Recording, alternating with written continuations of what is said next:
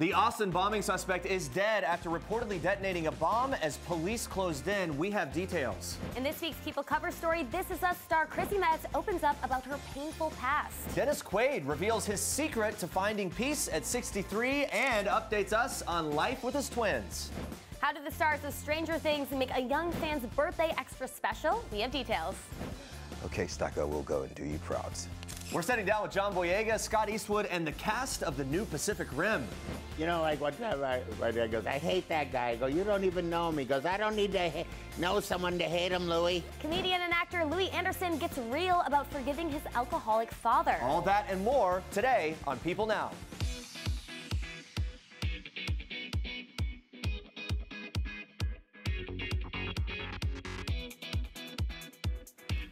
Good morning, everyone. Welcome to People Now. Good to see you today. We have lots to get to, starting with breaking news this morning from Texas. Watch this. As members of the Austin Police Department SWAT team approached the vehicle, the suspect detonated a bomb inside the vehicle, knocking one of our SWAT officers back, and one of our SWAT officers fired at the suspect as well. The suspect is deceased and has significant injuries from a blast that occurred from detonating a bomb inside his vehicle. The suspect in the string of Austin bombings is dead. Police Chief Brian Manley confirmed early Wednesday that a 24-year-old white male killed himself inside his car by detonating a bomb. The chief described how authorities tracked down the suspect's car to a hotel in Round Rock, a town north of Austin. But as they were waiting for tactical units to arrive, the vehicle left the hotel, so authorities say they started following him. As the SWAT team approached the suspect's car, he killed himself, leaving one SWAT member injured. Another SWAT member fired his weapon after an officer was knocked down by the blast. It's unclear at this time whether the officer shot the suspect. Chief Manley said the suspect is responsible for all 5 of the Austin package bombings, which started on March 2nd and left 2 people dead and instilled fear in the Texas Capitol for the last 19 days. Now, guys, on to this. In this week's People cover story, Chrissy Metz is opening up about her painful past and revealing how she's finally found happiness in her own skin. In the interview out Friday, the This Is Us star gets candid about her harrowing childhood, saying that her stepfather would hit her if he thought she looked at him wrong. In an excerpt from Metz's upcoming memoir, This Is Me, she says her body seemed to offend him, adding that he would often stare at her when she was eating, and he'd even joke about putting a lock on the refrigerator. Metz says that she found an escape from the abuse at friends' houses and at school, where she joined choir and band. But life has changed drastically for Metz after moving to Hollywood in 2003 to pursue an acting career and landing the role of a lifetime on the hit TV show This Is Us. The star says that she is content in her skin and is finally learning to embrace the idea that people are inspired by her. You can stay with us because we're breaking down even more from Chrissy's tell-all interview, her love life, her career, and even her first kiss. That's coming up in just a bit. Well, a source from President Trump's Mar-a-Lago resort in Palm Beach, Florida, says Donald Jr.'s split from wife Vanessa could be due in part to his behavior in recent months. The source tells People, quote, Don Jr. has become isolated, distant, and just plain angry. He has not been easy to be around. Vanessa, who was introduced to Don Jr. by President Trump at a party in 2003, filed for divorce after 12 years of marriage on March 15th. According to other sources close to the former couple, another contributing factor could have been concerns about her family's safety. Months ago, Vanessa confided to a friend in Palm Beach that security fears were, quote, stifling. To give you an idea, her kids, ranging in age from 10 to 3, require armed Secret Service escorts everywhere they go, even in the elevator of their New York City apartment building. And Vanessa's frustration turned to terror in February when she opened a letter addressed to her husband that contained a white powder that was later identified as cornstarch. The Mar-a-Lago source confirms, quote, her life is the children. And Robert Mueller's Russia probe continues to heat up, Don Jr.'s 2016 meeting with Russian agents will be under more scrutiny than ever. Some experts wonder if the uncontested divorce and Vanessa's hiring of a criminal defense attorney instead of a traditional divorce attorney are at least partly designed to preserve assets for her and the children. According to prominent divorce attorney Randy Kessler, quote, we often see a cooperative divorce in anticipation of criminal charges being brought against one spouse. And new reports suggest that Donald Trump Jr. may have also been looking elsewhere for companionship. According to Page 6, he, quote, fell for former Danity Kane singer and Celebrity Apprentice contestant Aubrey O'Day while he was serving as an advisor for his father's reality show in 2011. According to anonymous sources, Trump Jr. and O'Day had rendezvous in multiple cities during their alleged affair and wrote each other love letters. The source also said that Trump Jr. told his wife he planned to leave her for O'Day and that Vanessa was, quote, devastated by the news. Vanessa was pregnant with the couple's son Tristan around that time. A source familiar with the situation told the outlet that Trump Jr., quote, pursued Aubrey. It was him who chased her. He told her that his marriage was already in the process of dissolving. Now, that same source adds that Trump Jr.'s family pressured him to stay with Vanessa, while another source alleges that the older Donald Trump knew about the alleged affair and told his son to, quote, knock it off. Meanwhile, on election night in November 2016, O'Day wrote in a now-deleted tweet, quote, my story I didn't tell is worth millions now. But sources say that O'Day, who rose to fame in the MTV reality series Making the Band, was in love with Trump Jr. and was never paid to stay silent by his family. Speculation swirled on Tuesday that O'Day may have hinted at the alleged fling with her song DJT from her 2013 album Between Two Evils. The letters DJT are, of course, Trump Jr.'s initials, and O'Day sings of lost love in that song. Trump Jr. also made headlines last week for his past racy Twitter exchanges with former model Melissa Stetton. You can stay on People.com for more developments on this story. Veteran actor Dennis Quaid opening up in this week's issue of People about his next chapter. The 63-year-old reflected on the early days of his career and hitting his big break in the late 70s. That exciting time led to major roles in films like Inner Space, Great Balls of Fire, Wyatt Earp, but throughout the 80s, Quaid battled a cocaine addiction that landed him in rehab in 1990. Quaid actively works to keep his sobriety going today. He cycles, he golfs, and meditates regularly to stay focused and healthy. Quaid believes his addiction struggles have helped him to stay grounded throughout his career's ups and downs, saying, quote, adversity is the thing that teaches you how to handle that. Quaid is no stranger to personal adversity either. He also gave an update on his 10-year-old twins, Thomas and Zoe, pictured along with their mom and big brother, actor Jack Quaid. The twins nearly died at the hospital after accidentally being given an overdose of blood thinners when they were newborns. Quaid since sued the hospital and even went on to be an advocate for patient safety, appearing before Congress. Now, he says his kids are thriving, and he's enjoying every minute with them. He says, quote, my favorite time is actually when I'm in the car taking them to school. During breakfast, getting them up, you really get to know them. They're as fresh as they're going to get. A lot of bonding goes on in the morning, talking about life. Quaid currently performs in a band called The Sharks, who recently opened for Christian band Mercy Me, and he stars in the new film I Can Only Imagine, which is named after that best-selling Christian song of the same name. Now, he's also in a new relationship with model Santa Azina Quaid, Quaid and his 31-year-old girlfriend have been having a blast traveling to places like Hawaii, even rang in the actor's 63rd birthday at Six Flags in LA. That sounds like a lot of fun. Yeah. After all he's been through, Quaid says that he's, quote, really at a great place now, and we're glad to see that he's doing well. Yeah, that's good to hear. All right, you guys, I don't know if you heard, but today is National Crunchy Taco Day. It's a thing. We are here for it. Are you here for it, Jeremy? I am. I mean, it sounds delicious. Let's put the soft tacos aside for a minute. In honor of this delicious holiday, we want to know, how do you like your tacos? Pretty big debate. Crunchy or soft? What's your preference? So maybe don't put them away. We'll find out. You can tweet us at People using the hashtag PeopleNow. We'll be reading your answers live. All right, Wendy says crunchy. She likes crunchy over soft. I like crunchy, except that you just have to plan that everything's falling out. No, I just think, okay, shell doesn't really taste like much. Why would you want something that falls apart and has jagged edges?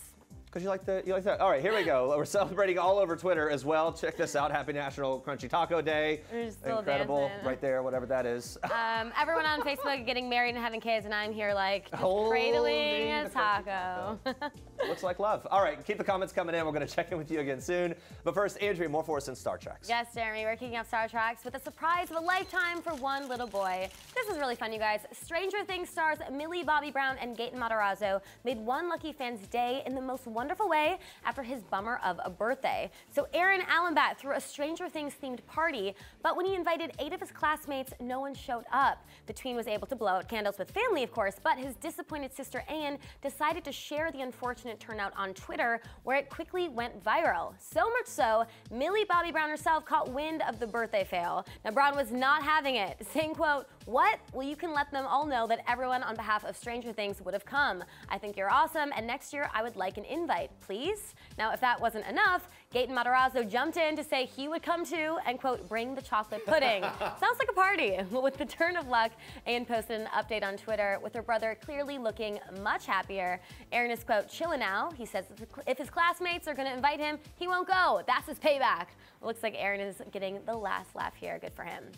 All right, you guys, moving on to this. Cameron Diaz may not be done acting just yet, but she is enjoying life out of the spotlight with husband Benji Madden. The 45-year-old actress, who has not appeared in a movie since 2014, recently made headlines after Selma Blair joked that the Something About Mary star was, quote, done with acting. Now, Blair quickly retracted her statement, tweeting, Cameron Diaz is not retiring from anything, but one source says she is pretty content living a quiet life. According to The Insider, Cameron and Benji are great. They are very happy. She wanted this life for a long time. Diaz wed Madden after high-profile romances from Matt Dillon and Jared Leto to Justin Timberlake and Alex Rodriguez. But an insider shares that the bubbly blonde needed more substance and a relationship where she felt loved. Adding this, her years with Benji have been enlightening and very positive. She's become a new person with more self-confidence. That's so great to hear. Now, time may tell whether or not Diaz will return to the big screen full-time, but for now, one movie world source says she has other interests, causes she believes in, and time to pursue them. And Cameron would love to have a family. Well, we are very happy for her. And those are your Star Treks for today. All right, guys, stay with us. TLC's hit home renovation show Trading Spaces is coming back to TV. We are breaking down the whole new season. Plus, how does John Boyega really feel about all the Star Wars fan fiction being written about him? He told us. That's coming up. But first. Yes, Chrissy Metz is getting candid about her life and traumatic childhood in this week's People cover story. The interview details different excerpts from Chrissy's upcoming memoir. It is titled This Is Me. Yeah, including the childhood abuse that she dealt with from her stepfather. Metz says that he seemed, quote, offended by her body and would constantly shame her for her weight. Yeah, and then this eventually led to him hitting her. Metz saying this, he never punched my face, just my body, the thing that offended him so much. He shoved me, slapped me, punched my arm. He would hit me if I looked at him wrong. Yeah, really heartbreaking. Chrissy says she began hiding her eating. She'd get up in the middle of the night, sneaking food to eat in the bathroom. Yeah, but at 14 years old, she says her stepfather forced her to do humiliating weigh-ins as he sit in the chair next to her, making comments like, good God almighty, and why are you getting fatter? Yeah, the actress says that she found escape from all the abuse by entertaining her sisters. She'd stay at her friends' houses, and then she also found an escape at school. Yeah, in the interview, Metz also talks about her first love, Derek, who refused to acknowledge her in public. Listen to this. She had her first kiss with him, but then he would ignore her and look away anytime she tried to talk to him when other people were around. So horrible. Metz says she was the girl who was just friends with all the boys, saying, quote, all the boys would flirt and be very kind, but never wanted to date me because I was the chubby girl. But in 2003, Metz made the decision to move out and head to Hollywood to pursue her dream of becoming an actress. Yeah, but before landing her life-changing role on This Is Us, she met and married a man, but they got divorced in 2013. Now, in our interview, when Metz was asked if marriage was in her future again, she says that she'd consider it and that she wants to date, but she's really not even in that headspace. Yeah, but she does say she's, quote, the most romantic, gushy person. So I don't know, who knows? For now, Metz says that she's focusing on herself, embracing her newfound confidence. Yeah, saying she no longer focuses on a number on the scale. Instead, it's about how she feels. The big question is, what do you think about the fireplace? You guys are going to be fixing that in a little bit. So, Yeah, well, I just see a lot of firewood. So, I'm gonna have to leave the room now. Oh, yes. Long before Chip and Joanna Gaines uncovered their very first shiplap. Yeah, long before the Property Brothers ever said the words open concept. There was a little show called Trading Spaces in all its glory. Now TLC's groundbreaking home design show, which went off the air in 2008, is back for a reboot. So exciting. We've got all the details in this week's issue of People, including how former host Paige Davis made sure that she was invited back for round 2. Yeah, as soon as she heard the news that the show was going to make a return to TV, she says that she sprung into action. She actually called TLC, told them how much she wanted to host again. Yeah, she says she, quote, didn't want anyone else to have my part, and luckily, neither did TLC. Yeah, Paige is returning to the show with 8 of her fellow original castmates, including designers Vern, Hildy, Frank, Genevieve, Lori, and Doug. Yeah, plus, we can't forget Carpenters, Ty Pennington, and Carter Oosterhouse. Yeah, when the old crew got together again for the reboot, guys, Paige Davis says it was like they never left. Our cast is very bonded, and you'll hear a lot of us say that we are not even really like friends, we're so much more like family. We're so much more like brothers and sisters, and Frank is our patriarch, and you know, we rib on each other the way brothers and sisters do. We know each other inside and out, and I think of them as the type of friends where if you don't talk for a year, when you pick up the phone, it's like no time has passed. Yeah, designer Doug agrees with Paige. He says, quote, "We really are all friends. Yes, we fight and bicker sometimes, but it's like one big dysfunctional family." Yeah, but the crazy part is the whole reboot almost didn't even happen. Designer Frank admits he hesitated to say yes at first because he wasn't sure he wanted to make his life so public again. He almost didn't accept the offer. Well, thank goodness he did, because as fellow designer Genevieve Gorder says, it's either all of us or none of us. If we're not all there, I don't want to do it. It's either all of us or none of us. And we all collectively said yes. And we've always been like that with contracts, how much we get paid, it's all the same, so that no one's competitive. Yeah, you really do get the sense that they're all this big family. They're getting equal pay. They're in it to win it together. I'm just going to say, I love reboots, and I love seeing them all come together. Look how happy they are. Yeah, I saw Paige at an event recently, and she truly was like glowing that this moment is back. I'm and that so glad she's able that to do she it. got the job again. Me That's too. amazing. That Fought they brought for it. everyone back Yeah, together. it worked. Great. All right. Moving on to this, the hilarious Louis Anderson is about to release a comedy special called Big Underwear. Here's a little sneak preview. It's true, I used to get so mad at my dad, you know. I inherited things from him, though. You inherited, no money. I inherited this sound from him. While the funny man is able to joke about his father now, it wasn't always easy for Louis to have a good attitude toward his dad. Yeah, Anderson has been very open about his difficult childhood and the fact that his father struggled with alcohol addiction. It wasn't until after his father died that Louis really understood the pain behind it all. My dad had a 10 times harder life than mine. When he was a young child, like 10, him and his sister were taken out of their family and put up for adoption and split up and never saw each other for 50 years. Because put up for adoption meant that you were put up in front of a church congregation and families picked you and took you. Wow. And imagine being with your sister and having her go one place and you go another. And just like that, it's over. And right. just like that. And I go, oh my God, I'm sorry, Dad. So the forgiveness was easy for me when I found that out. Yeah. And I miss him. I love him. I miss his grumpy, coffee-sipping person that he wasn't. I don't care. You know, like one time my dad goes, I hate that guy. I go, you don't even know him. He goes, I don't need to know someone to hate him, Louis. You know, I go, there he is. Just don't look at that guy. And there's the, thank God for my dad. I'm still doing the humor. I love how he has such a great sense of humor about everything. While Louis was able to see past his father's addiction and move on with his career as a comedian, he knows that some people struggle with moving forward. Yeah, he has moved forward, and the show Baskets, he's incredible. And he told us what his main piece of advice is for others that are in similar situations. Get yourself out of that situation unless the person agrees to quit drinking or using drugs, because you know, there's so many in alcoholism and in drug use. The drug and the alcohol are the #1 thing. All of everyone's life in that family revolves around that person getting their addiction met. And so the destruction doesn't just happen for that moment, but is almost like a nuclear fallout that you carry with you your whole life. So I encourage you to do therapy, go to 12-step programs, which have been really helpful for me, and to look at your own, you know, I have an addiction for food, and so I look at that and I go to meetings, and that's been very helpful to me. Yeah. Well, guys, Pacific Rim Uprising hits theaters Friday, March 23rd. In this sequel, a new generation of Jaeger pilots rise up to take on a whole new threat to the planet 10 years after where the first film left off. Now, we caught up with the cast members Scott Eastwood, John Boyega, and up-and-comer Kaylee Spaney to ask what it was like training in all that gear.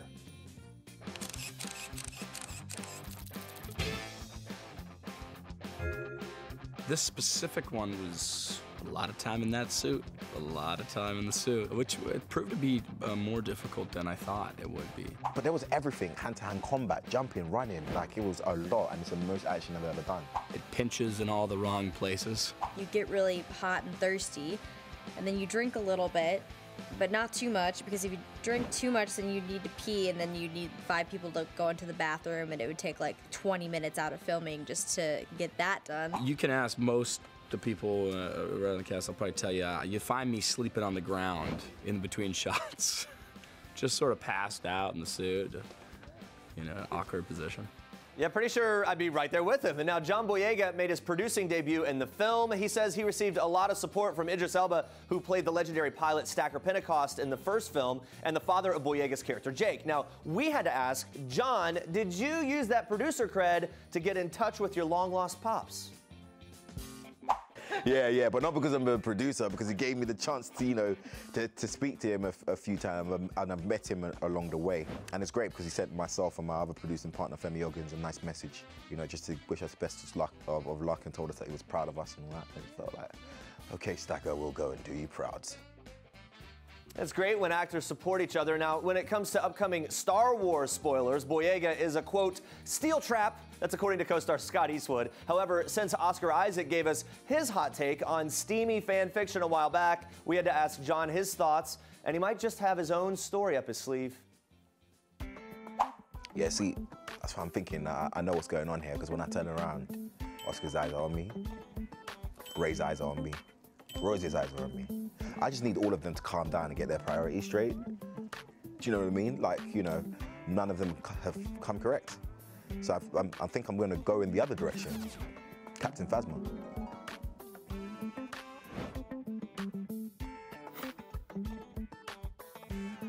I love when they play around with it, get in on the fan fiction, because everyone eats it up. You know? Oh, yeah, people get really obsessed. All right, coming up tomorrow, guys, pop band The Shadowboxers are here. They are opening up about their current tour with Justin Timberlake and how they're all actually friends with JT in real life. It's not just a show.